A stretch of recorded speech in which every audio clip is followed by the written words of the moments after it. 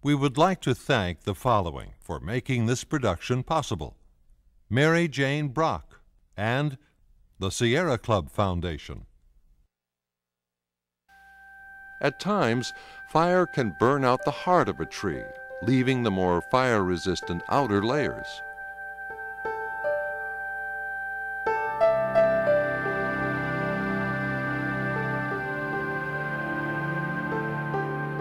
To counter these problems, two different approaches have developed.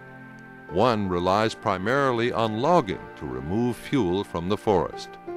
The other approach is prescribed fire, using carefully planned and controlled ground fires to eliminate the fuel.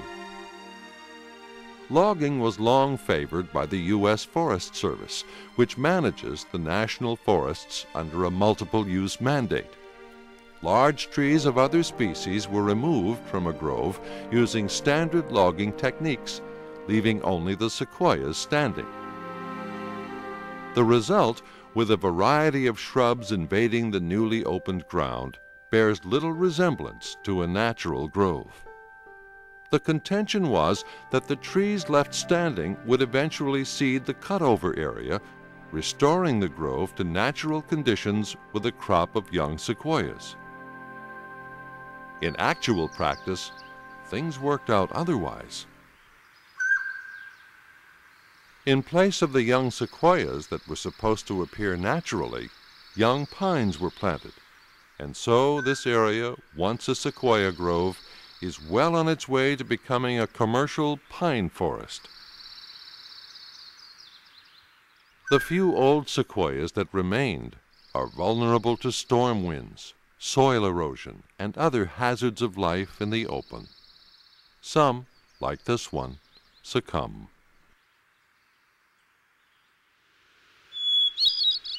The other approach to fuel reduction, prescribed fire, is used by the National Park Service to manage its sequoia groves.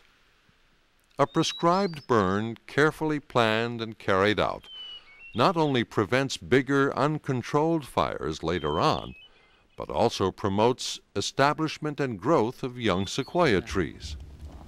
Well, all of you can see where they've had a fire here. In fact, the fire is still burning, and you can see the smoke coming up where the piles of fuel are smoldering. The whole reason for doing this is to eliminate the fuels that have collected here so they don't get a wildfire that would be out of control.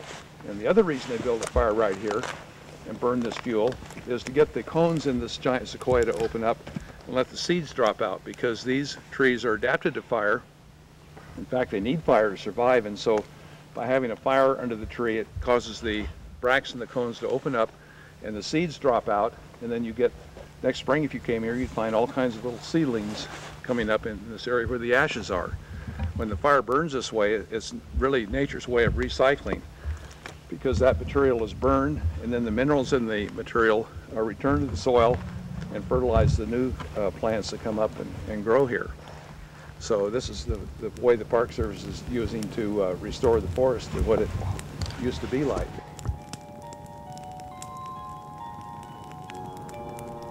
Prescribed fires are kept at low to moderate intensity and for the most part burn close to the ground. They are used frequently enough every few years to prevent excessive fuel accumulation.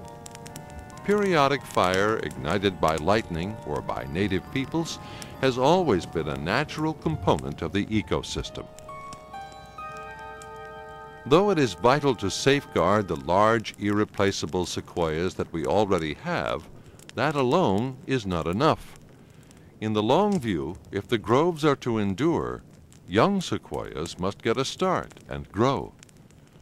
Prescribed fire not only releases seeds from the cones, but also burns away the layer of organic debris on the ground, exposing the underlying mineral soil and forming an ideal seedbed. Prescribed fire, creeping along the ground, may blacken the lower bark of a sequoia, but the species is adapted to this minor stress. And these fire scars prove that fire has been here for hundreds of years. This scar is probably hundreds of years old. It just is really mind-boggling to think that this tree is probably 3,000 years old, yet it's still alive and healthy, Who knows how many fires have burned through here and burned around this tree, and it's lived all that time. And if we take care of it, how many more thousand years can that tree last? The end result of prescribed fire is a natural grove with open forest floor between the trees, the way things were before the white man came.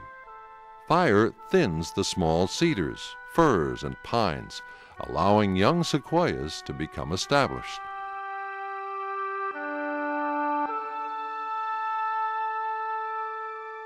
We know now that fire exclusion has created unnatural conditions that increase the risk of an unnaturally severe fire.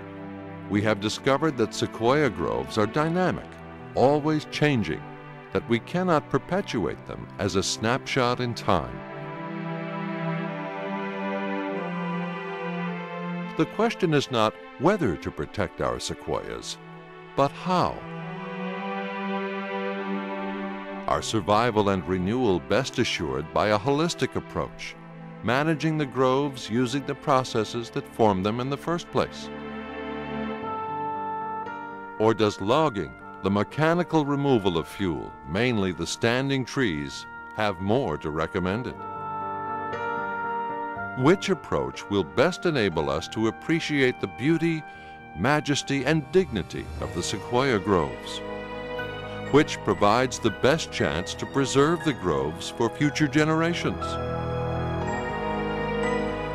Which leaves behind a landscape that sometimes looks as if there was never a grove there at all?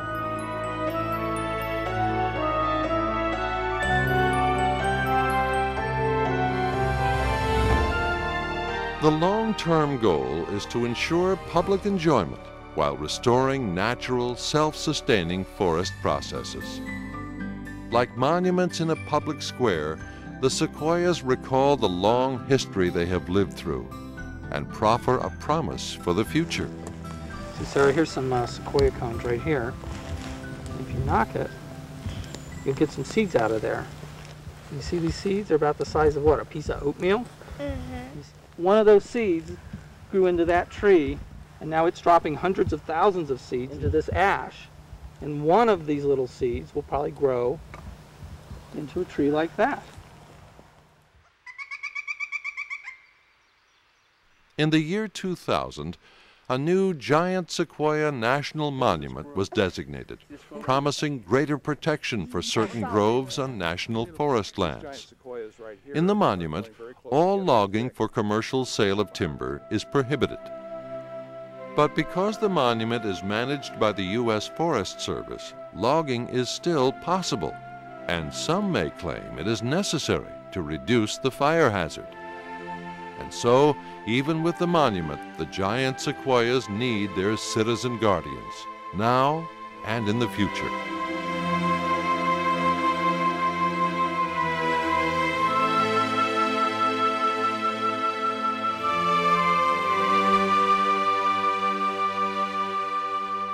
Ancestral forms of the giant sequoia once thrived across much of northern Europe and North America.